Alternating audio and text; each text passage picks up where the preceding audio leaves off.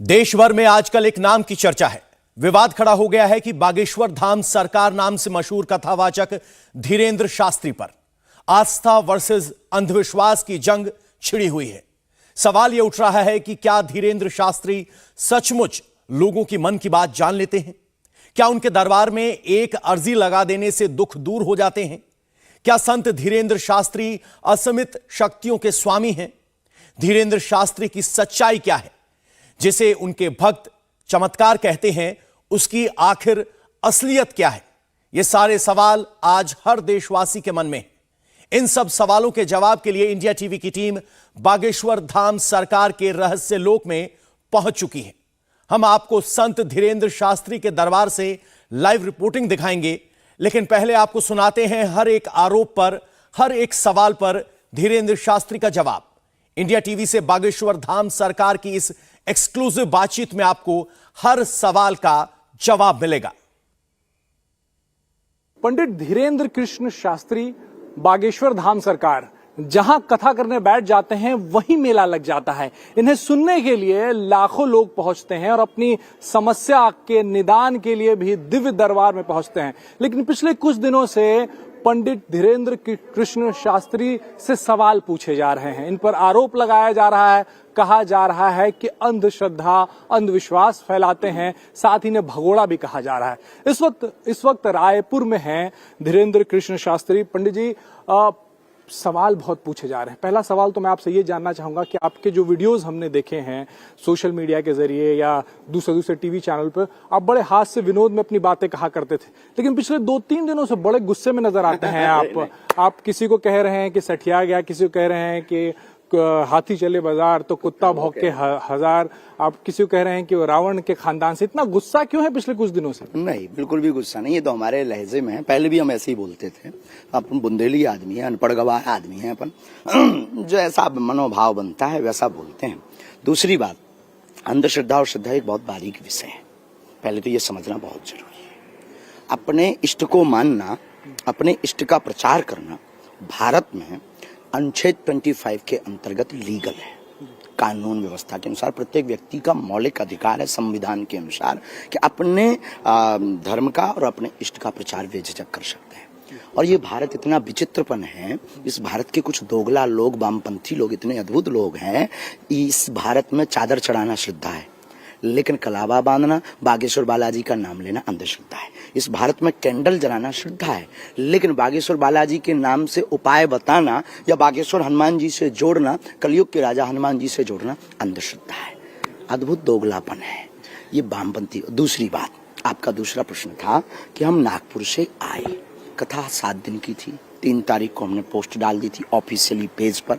अभी print out भी हम सबको निकाल करके दे देंगे। तीसरी बात, 7 दिन की कथा में 2 दिन का दिव्य दरबार लगा, उसमें तो कोई कटौती नहीं हुई। अगर किसी को कोई दिक्कत थी तो आना चाहिए। किसी को अभी भी दिक्कत है, आज रायपुर में दरबार लग रहा, कल लगेगा। खुली चुनौती है। हम कोई ईश्वर नहीं, हम कोई दावा नहीं करते कि हम क्या बता पाएंगे।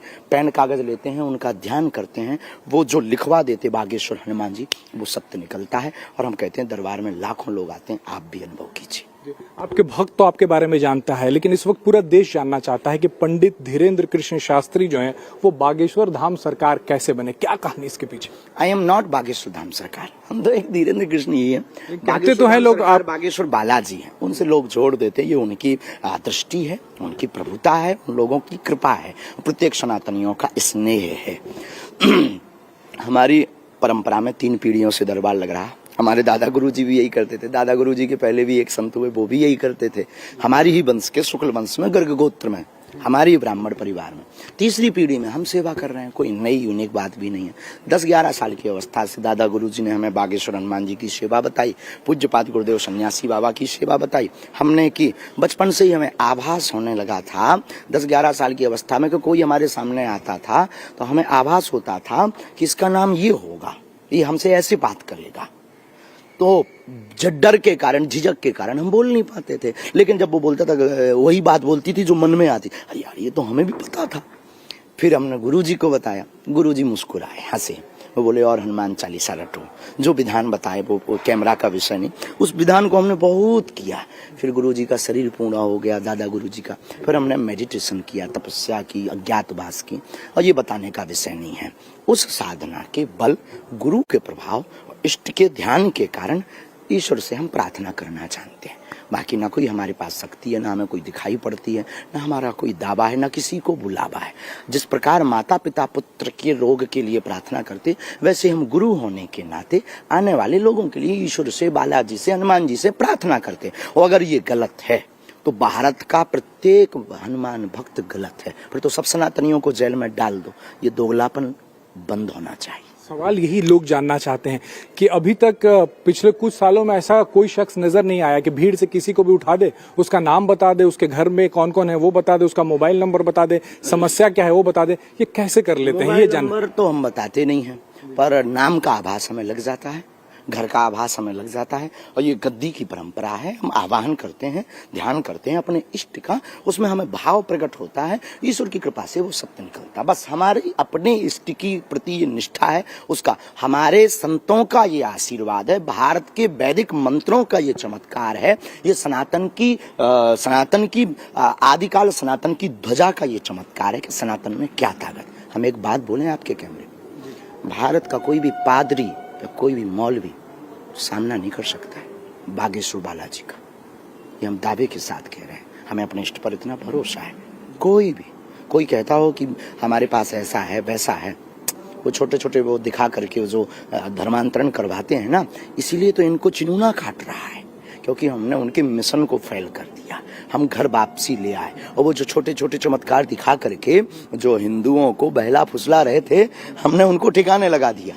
और हमने उन्हें बताया कि अपने हनुमान जी में क्या ताकत है, हमारे इष्ट में भी क्या ताकत है। प्यारे आओ देखो, और एक दिन ऐसा आएगा सब राममय होंगे। ये भी कहा जा रहा है कि जैसे सवाल आपसे पूछा जाता है तो आप उसको हिंदू धर्म की तरफ, सनातन धर्म की तरफ मोड़ देते हैं। तो आपसे सवाल पूछना क्या हिंदू धर्म से सवाल पूछना है? हम पर कोई भी प्रश्न पूछेगा, हम उसको कहेंगे पहले सनातनी हो। हमारा फंडा सिर्फ सनातन है, हमारा लॉजिक सिर्फ सनातन है, हमारी बात सिर्फ सनातन की है।